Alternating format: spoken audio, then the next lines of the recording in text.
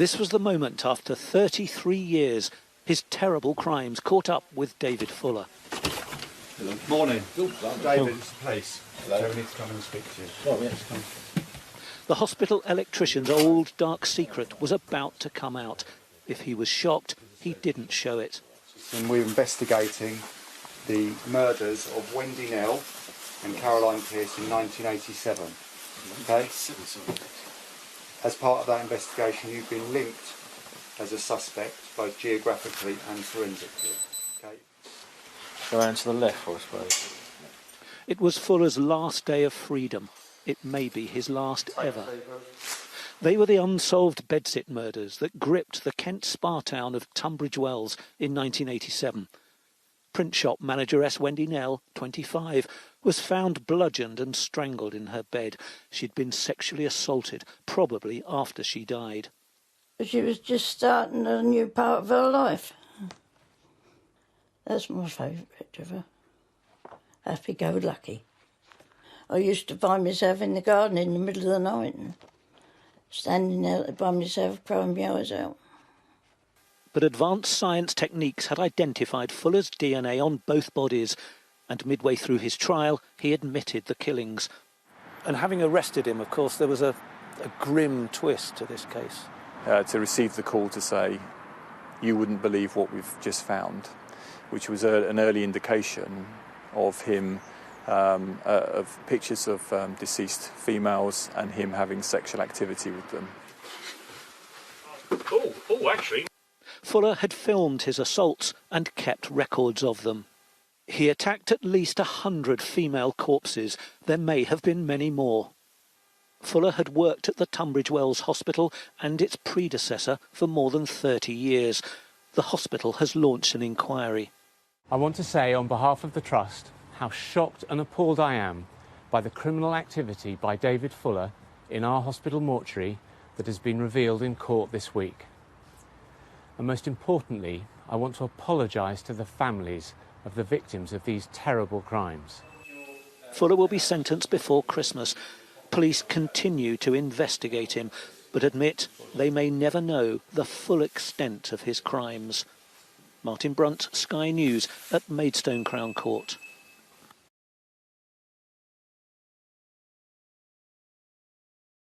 Hey guys, welcome back to my channel. Thank you so much for joining me.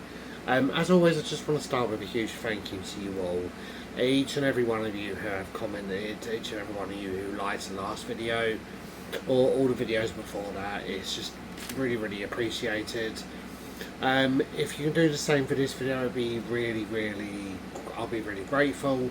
I'm really grateful for all the support you've shown me over the past few years. And I just want to hope that one day this channel does grow to where I want it to be. So with all that said and done, all the thank yous out of the way, please excuse the new setup. I haven't moved again. It's just literally, this is a little bit closer to the fan than what my usual setup is.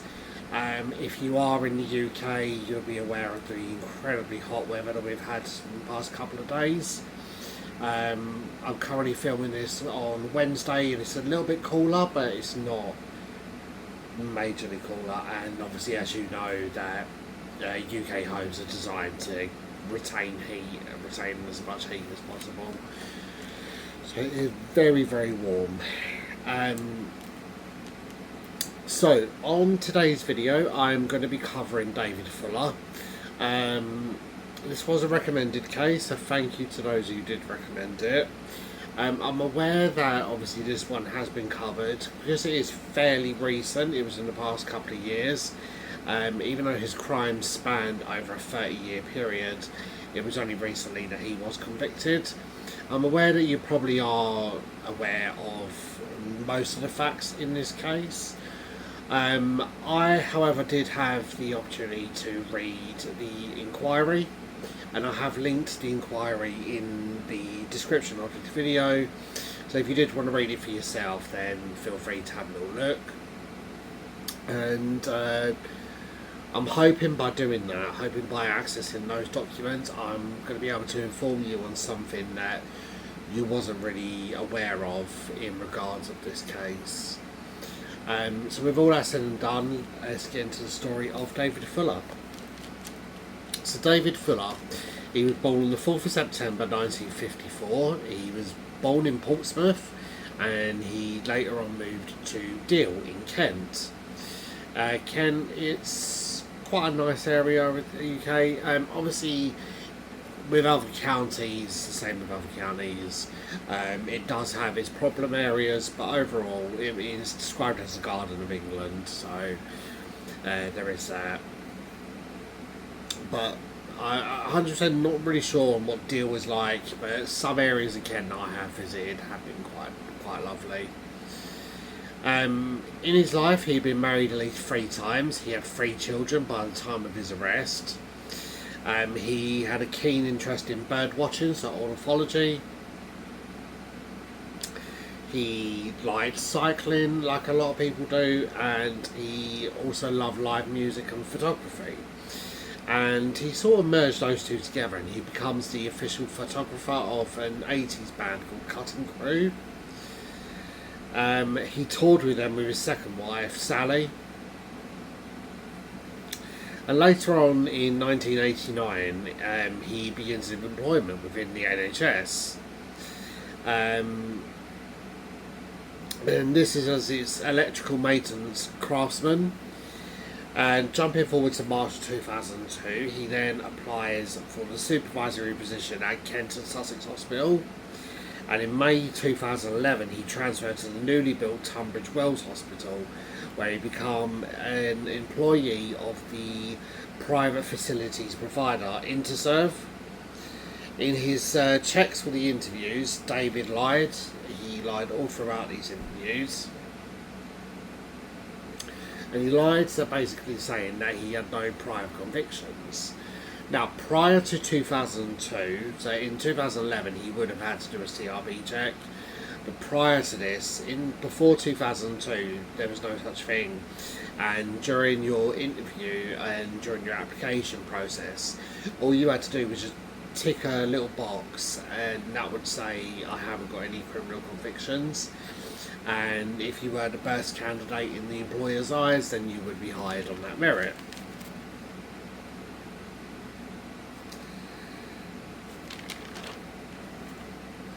If it hadn't been the case, if CRB checks had been a thing, they would have discovered that David had a long history of robberies, long history of burglaries that would have made him really an unsuitable candidate for working in the NHS.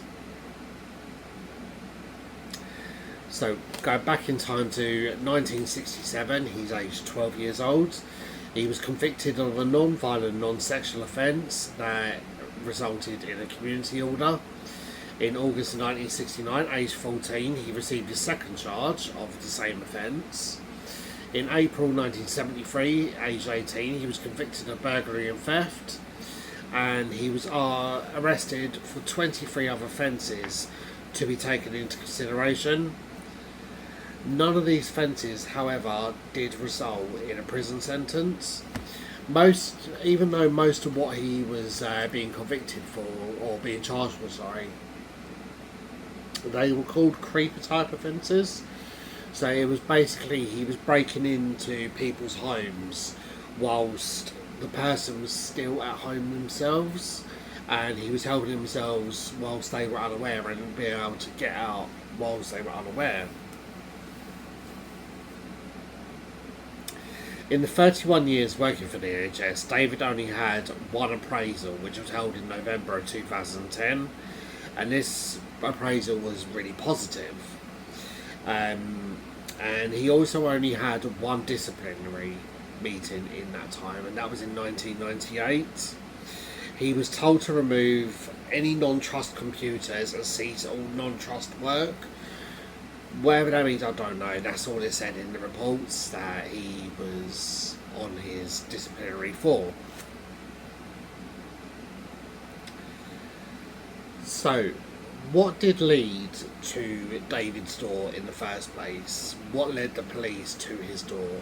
I'm aware that obviously when other people do this case, they sort of start from the 1980s with what I'm going to be discussing now up until his arrest. Because everyone else does that and you are aware of obviously that information, I wanted to just do this a little bit different, and I wanted to do it my way, which is obviously talking about the backstory of the person being convicted.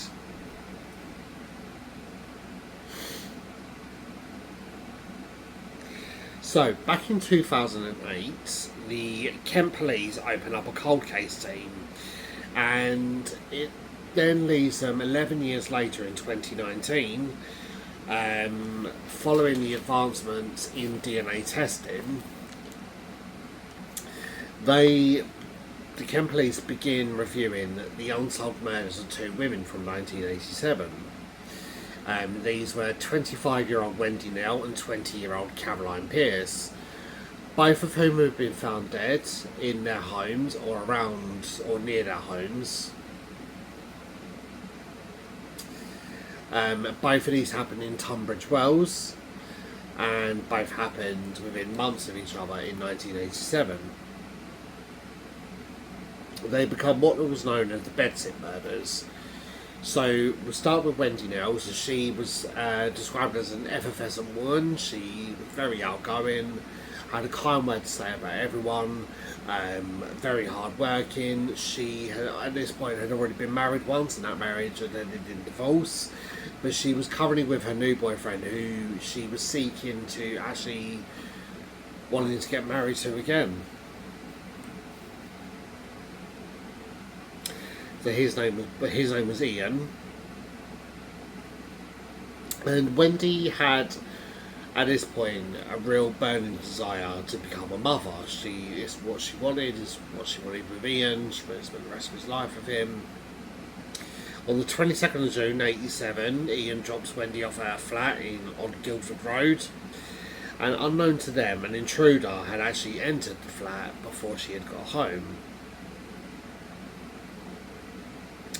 Later on that evening, Ian goes back round to see his girlfriend, and he discovers her dead body. The attack that was on Wendy, it was described as brutal.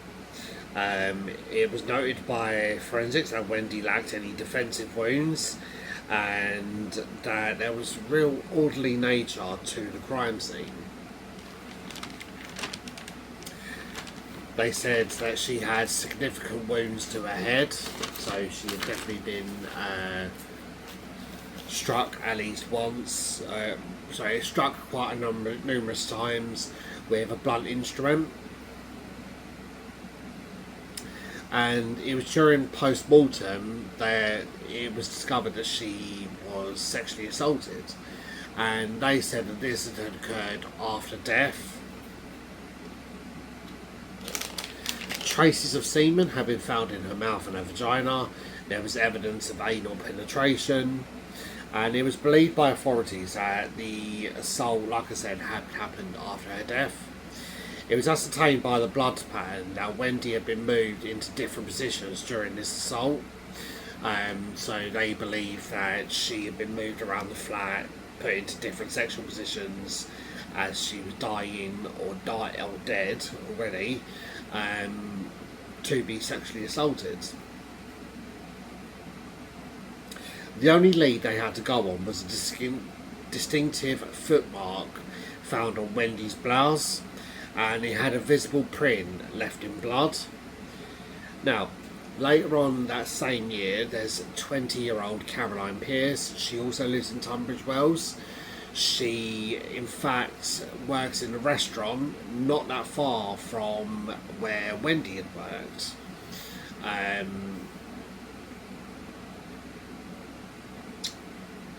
So this was 20-year-old Caroline Pierce. She lived in a basement flat in Grosvenor Park. Described as a happy and lively young woman. She worked at Buster Brown's restaurant, which, like I said, was not far from where Wendy had worked. And this was on Camden Road. Caroline was aware of her vulnerabilities. She was actually, in fact, aware of Wendy's murder. And at this point, numerous other people in the area had been describing really bizarre goings on. They described the feeling of being watched, that they were being followed. Police received numerous reports of this.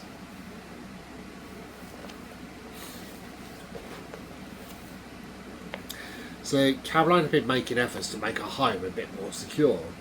On the 24th of November 1987, she spent the day with friends, and again, aware of her vulnerabilities, she takes a taxi home, believing this is going to be safer than her walking. She probably didn't have that far to go before, do you know what, it's a little bit late, we get a taxi home. Neighbours reported that they actually heard screaming coming from the direction of her flat that night. On the 15th of December 1987, her naked body was found by a farm worker around 40 miles from her flat in a waterlogged dike on the Romney Marshes. She had been stripped naked apart from her tights, she had been beaten around the head, she had been strangled, and again there were signs of a sexual assault. But due to the decomposition, they weren't actually able to find much evidence. So again, obviously, she spent at least 2-3 weeks at this point lying in water. However, semen traces were found on her tights. Now, due to the lack of DNA and forensics, both the cases go cold, and they go cold for the next 32 years. And then obviously the cold case reviews are opened in 2008, and it's not until 11 years later in 2019 that both of these cases are looked at again. So both go cold, and eventually they are looked at, and the samples that were all taken at the time of the initial investigations, they are run through the database, but initially they don't lead back any results. And that just basically means whoever was responsible for the murders, they hadn't committed any more, they possibly hadn't committed any more, or if they hadn't been arrested during the time that DNA was progressing, so they wouldn't have been in the DNA database. But police don't give up. So they then have the idea of looking at genealogy. So if you are a person who has looked at those websites where you post off your DNA to find out people you're related to, or people that, or you want to have a look at your heritage, you know, where in the world your family have come from, obviously you send off a sample of your DNA. Just be aware that obviously you are putting your DNA in the DNA database. So with this happening, this allows them to retain matches. They get about 1,000 matches, and this unearths potential murderers, basically.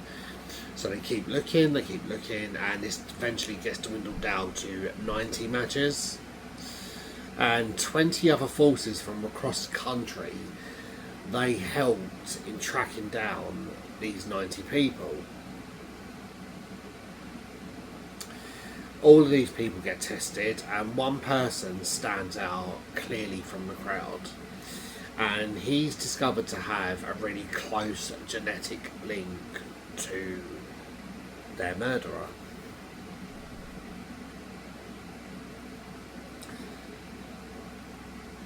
They track down David's brother.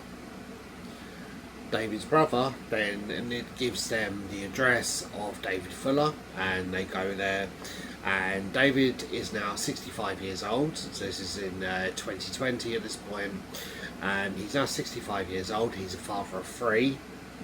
He's on his 3rd marriage, living with his 3rd wife and their teenage son. In the early hours of the 3rd of December 2020, police knocked on David's door in East Sussex. He lived, like I said, with his wife and his son, and they take a DNA sample. Within 36 hours, it's confirmed they have their man.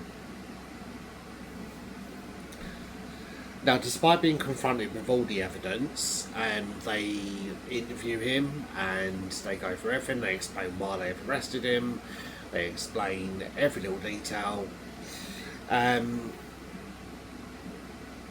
David denies. He denies anything knowing anything about Caroline and Wendy. He denies that he knows Tunbridge Wells at all. Despite him living in the next town over at this point, he was literally within walking distance of Tunbridge Wells. And as we know, that obviously he worked for Tunbridge Wells Hospital. That would have been really easy for the police to discover, and discover they did. They discovered that he was, in fact, working for them. They discovered that he's carried out electrical work all over Tunbridge Wells, and not just in the hospital, but all over people's homes, businesses, you name it, he's carried out work there. They pieced together more evidence. They linked David to a bloody fingerprint that was found at the time, and this fingerprint matched his left forefinger. The footprint found on Wendy's blouse was then given to Clark's shoemakers on the shoe shop, and in particular the archivists. So they looked through and they announced that the footprint that was found is a link to a discontinued pair of trainers.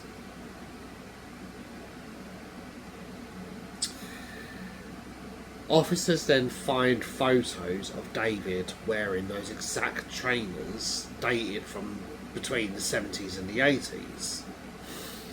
They link his cyclist and birdwatching activities to Romney Marsh. So that's where obviously Caroline's body was found.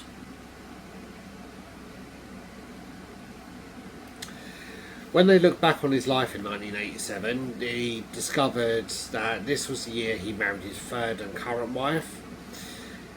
He married her in Tunbridge Wells, so the place that he said he'd never been, never visited. She, at the particular time, lived in a close proximity to both Caroline and Wendy. And they investigate his house. They discover David kept an extensive and OCD filed list of everything that he has ever done in his life. When they get to him detailing 1987, they discover that he's lying. He knew Wendy and Caroline. He had been talking to them for months at this point, leading up to their murders. He had been obsessing over them. He was writing in his writing in journals about them.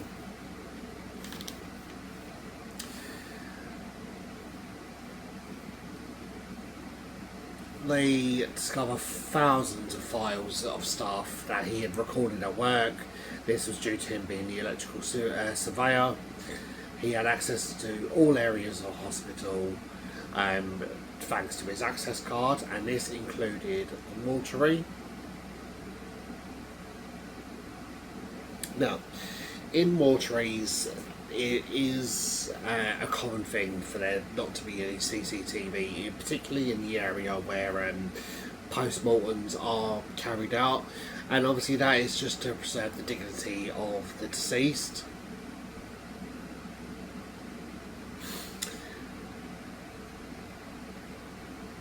However, David had visited the mortuary on numerous occasions throughout the years. And not only did he visit, he used this to carry out the most depraved and sickening actions that you're ever going to hear of. And not only did he carry them out, he also filmed them, which is something I really don't understand. I really, particularly in things like this, things like paedophilia, bestiality, you know, you're aware that it's legal. You're aware that this sort of stuff can give you a hefty prison sentence, rightly so. But why? What goes in your mind to think to film it? Just, you know, I'm glad that they do, don't get me wrong, because obviously it leads to convictions when they belong in prison. I want to understand why they think they're going to get away with it by filming it. And it's not just obviously these kind of things. Obviously couples do this and they film their sex lives. And I never really understood it. I never really thought about when I was with a partner of whipping out the camera and filming whatever we were getting up to. It just doesn't make any sense to me. So sorry to go on a little bit tangent there. Let's get back on the story. So luckily David had filmed all of his encounters and all of his visits in the mortuary. In all of the images and the videos that he had taken, he was seen sexually abusing numerous deceased women. There was 150,000 hours, of data entry that had been logged. So each time he swiped his card to go into the mortuary, this was all logged down on the hospital computers.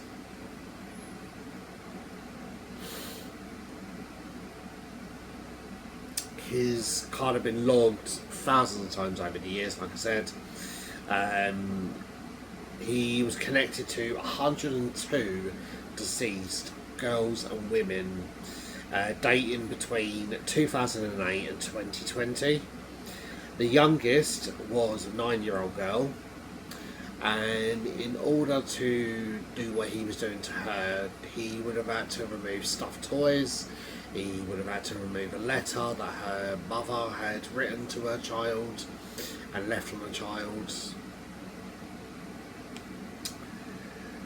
The oldest was a 100-year-old woman. Now the families were all identified. Luckily, I don't know if it's lucky or not. Obviously, someone's had to sit there and view all this footage. There's actually a really good documentary that I did watch in lead up to this, and one of the officers who had to watch this spoke about his recollections, and he said that initially what they were watching they couldn't believe, and it suddenly twigged on him that this was a dead person that he was watching being abused. Some of the bodies had their hospital wristbands still attached. So with that, they were able to zoom in, they were able to identify this person, and unfortunately they had to go and tell the families. All the families gave statements. They are included in the inquiry. I'm not going to include them in this because we will be here forever talking about the statements. I will say that obviously the 9-year-old girl's mum, she did stand up in court when it came to her turn to give her side across, and she just basically said that what you've done in my eyes is rape. You've raped my child.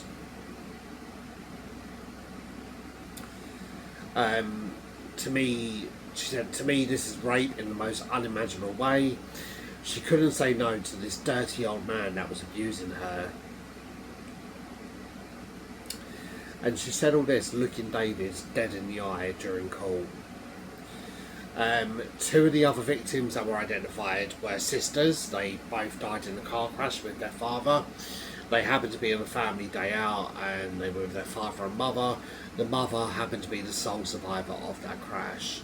So not only has she lost her entire family, she then had to be told that her 2 daughters, one was 16 and one was 22, both her daughters had been violated in one of the worst ways imaginable. Another victim that was identified was 24-year-old Azra Kamal. Azra, she had died in the summer of 2020. She was 24 years old. And this was when she was on a nighttime drive and she happened to be crossing the bridge. Happened to be quite dark at this point, and her car catches fire. In a panic, she flees and she ends up falling over the side of the bridge. Her mother, Nevris, she visits her daughter numerous times while she is in the mortuary. She lies next to her, she's stroking her hair, kissing her daughter goodbye. At one point she falls asleep, she recollects, not knowing that just hours before this and only a few hours later her daughter was going to be violated. Nevris said that I spent 2 hours sleeping next to her and it gave me some sort of comfort. I didn't know at this point that my daughter had been violated in the worst way possible. And this was just the day earlier, and she was going to be later on that evening. So whilst I was stroking her hair, sleeping on her hair, you had crawled all over her body. Crawled all over her skin, the skin that I'm cuddling and kissing and saying goodbye.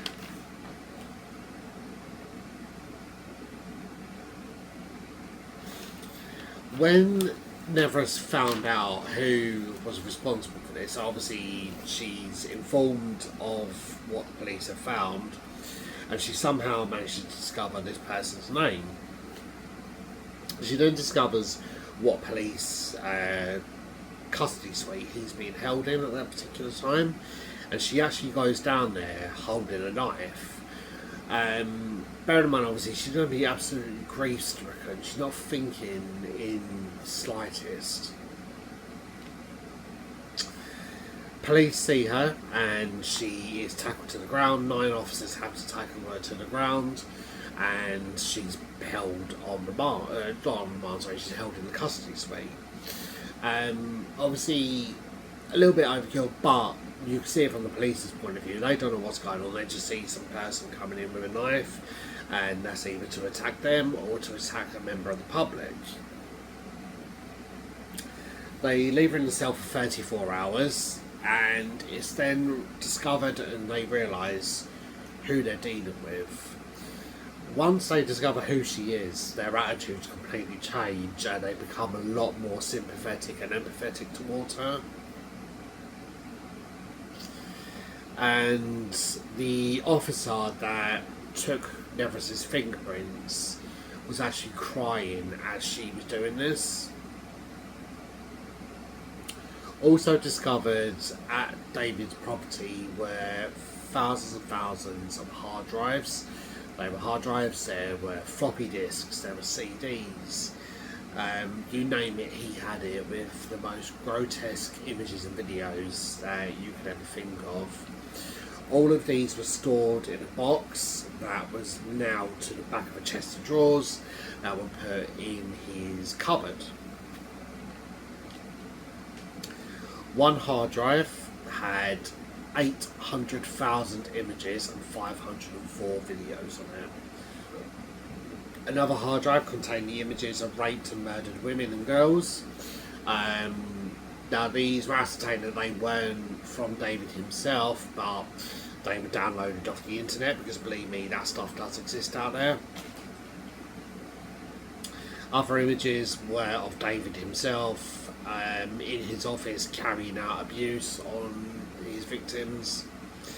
The abuse images and videos ranged from paedophilia, necrophilia, and would surprise me if bestiality was on there, if I'm honest, because obviously, as I've discussed in previous videos, these sort of things just sort of go hand in hand.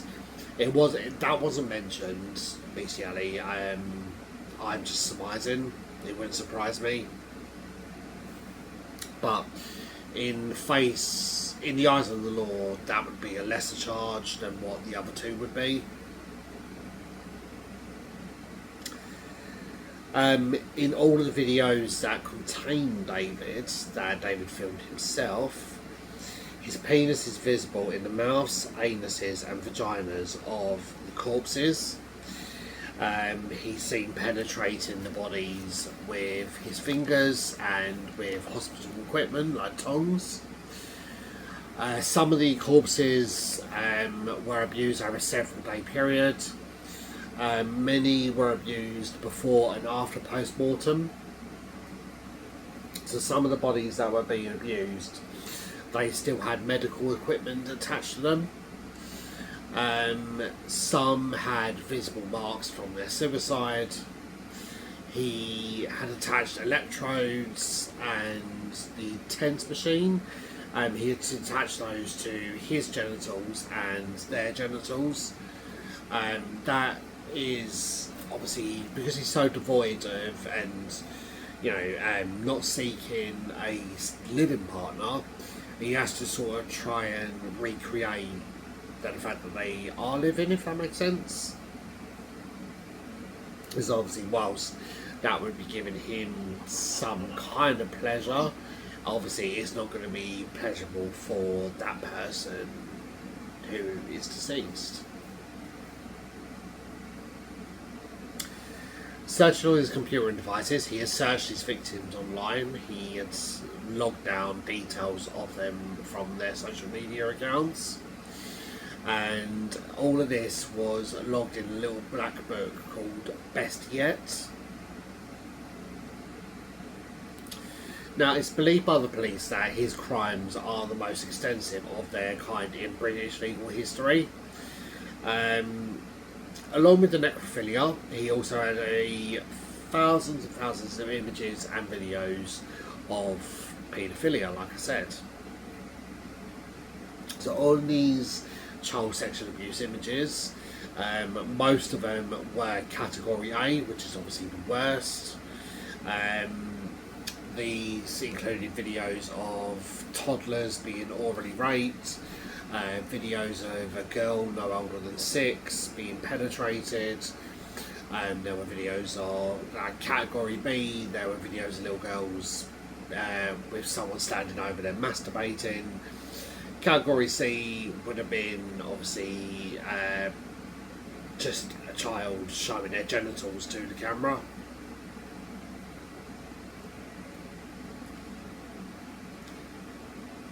So obviously, like I said, someone's had to sit there and view not only him abusing the corpses of people, they've had to view all the images of raped and murdered women, they've had to view all the images of the child sexual abuse. You can imagine what it does to the psyche of someone, and I just want to give out a little shout out and just give a little thought to the people that had to view all of this material, count it all, grade it all. Because it's something that we don't do. We always forget that someone does have to sit there and watch all this. So I just want to give a little mention and a little shout out to everyone who worked on this case.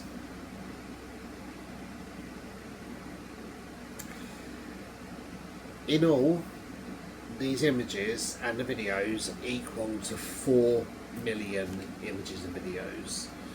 Some of them which had been downloaded online, and most of what David had actually filmed himself.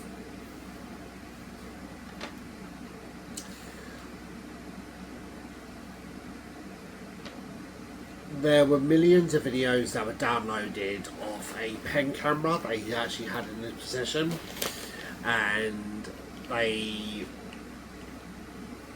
watching this footage, he had placed the pen camera in various rooms of his house, in particular the bathroom, and he was filming a female relative of his, or of his wife, sorry, and this particular woman had stayed around, and David had filmed her undressing, filmed her going to the toilet, filmed her in the shower. He then logged into his computer, uploaded all these images, and he photoshopped images of her face onto the deceased people that he was abusing. When questioned by the police further, he continues to deny murdering Caroline and Wendy, but he admits to the abuse of the corpses, not because he has any sort of guilt or anything like that, because he's not going to feel any guilt. This is literally because he knows he's been caught red-handed. He's got all this stuff in his house. He's visible in the videos. So there's no way out for him. He claims that everything that he did was not for sexual gratification. He doesn't give a natural explanation of why he did it. He just maintains that it wasn't for some sexual paraphilia. In all, it took 5 months for all the evidence to be looked at. Of the 102 corpses, 80 were identified. Some by the hospital wristband, others by distinguishing features and marks on their body. So that means there's potentially over 20 families at the moment that aren't aware of what's happened to their loved one. It was noted that he showed no remorse for any of the actions. Any grief or what he was trying to portray as grief was mere self-pity for himself. The trial, it begins at Maidstone Crown Court on the 21st of November 2021. And he faced 51 charges of abuse, of which he pled guilty. 2 charges of murder, which he continued to deny. In 2022, he was charged with a further 16 charges relating to the mortuary abuse. In his prosecution, it was said that his desire for the gratification in vulnerable women, he gained control of them in indulging in his depraved sexual predilections in relation to them, all provides the explanation in relation to the murders of Wendy and Caroline. He is responsible for the killings and sexually assaulting the bodies of the dead, which we didn't really need the prosecution to stand up and say that, we already know, but they obviously have to make some sort of statement. Eventually, on day 4 of his trial, David changes his plea and he actually pleads guilty to the murders of Caroline and Wendy. For the abuse images and the abuse of the corpses, he is handed a 12-year imprisonment sentence. I know that doesn't sound like much, guys, but bear with me, it does get better in regards to this. Obviously, if they had just been dealing with this on their own, these charges on their own, I'm sure they would have gone for a heftier sentence. But I think, and I know other people have said this as well in their videos, I think they were just obviously saving the best, or in David's words, the best yet. They were saving the best for Wendy and Caroline's murders. They knew that obviously he was involved. There was no other person, and obviously the fact that he didn't come clean until a few days into the trial, that would have factored into the sentencing that was going to be charged. For the murders of Wendy and Caroline, the judge said that having killed 2 young women who were full of the promise of life, you became a vulture, picking your victims from among the dead who are in the hidden world of hospital mortuaries, which you were left free to inhabit, all because you had a swipe card. The depravity of what you did reveals that your conscience is seared, calloused over. The sentence I'm about to pass means that you will spend every day of the rest of your life in prison. For the murders of Caroline and Wendy, the judge imposed a full life tariff without the possibility of parole. The aggravating factors in her sentencing include the planning, premeditation of the murders, the sexual and sadistic nature of the killings, and obviously for the fact that he didn't come clean sooner, even though all the evidence was against him, he still, up until day 4 of his trial, still denies that he had anything to do with it. Following the sentencing, David's wife, 65-year-old Jill, announced that she and his 3 children were in absolute shock. They didn't know the monster who had carried out the crimes. His 3rd wife, Marla, the woman that he had been living with at the time of his arrest, said that she was of course seeking a divorce and she was selling the family home. Of course she was. You know, that place has been absolutely sullied by the sheer fault of that man. Some of the families expressed that they wish they hadn't known, they wish they hadn't been told of what had happened to their loved ones. Some have even not informed wider family members of what they have discovered. As for Wendy and Caroline's families, so Caroline's mother, Katrina, she said that the 34 years that she waited for justice was a nightmare, and added that it had begun the minute I had to identify my child's badly damaged body. For Wendy's mother, Pamela, she had to leave her job, and Wendy's death had almost destroyed the marriage. Following the trial, they gave the following statements. Hopefully we can now start to breathe and move past the pain and remember just a beautiful, kind, gentle, generous and funny girl. A girl who had a smile for everyone, a kind word for everyone. A girl who meant no harm in the world.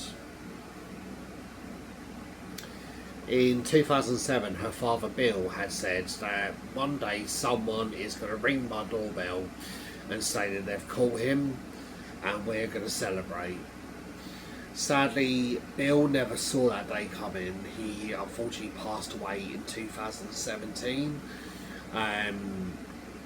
Let's just hope that obviously they have reunited wherever they are in the afterlife. Let's hope that within time, knowing what the families know, that they can sort of heal from this. Because obviously I wouldn't like to be in their situation. I hope that obviously all the footage that the police had to view, I hope it hasn't affected them and their mental health. And obviously let's just praise and the fact that David is where he belongs for the rest of his life. He's going to be going out of there in a wooden box. To be honest, probably too good to him. He should just go down in the sewer with the rest of the turds.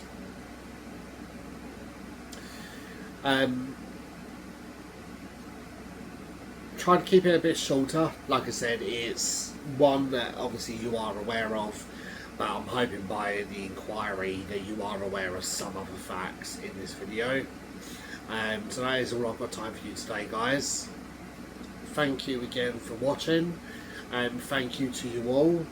If you can, just leave me a like, give a share to share this video out. Leave a comment, because I always read your comments and I always get back to you guys. If you haven't subscribed yet, please subscribe. So as always, just a huge thank you to you all. Love each and every one of you, and I will see you real soon for the next true crime story with Silhouette. Take care, guys. See you soon.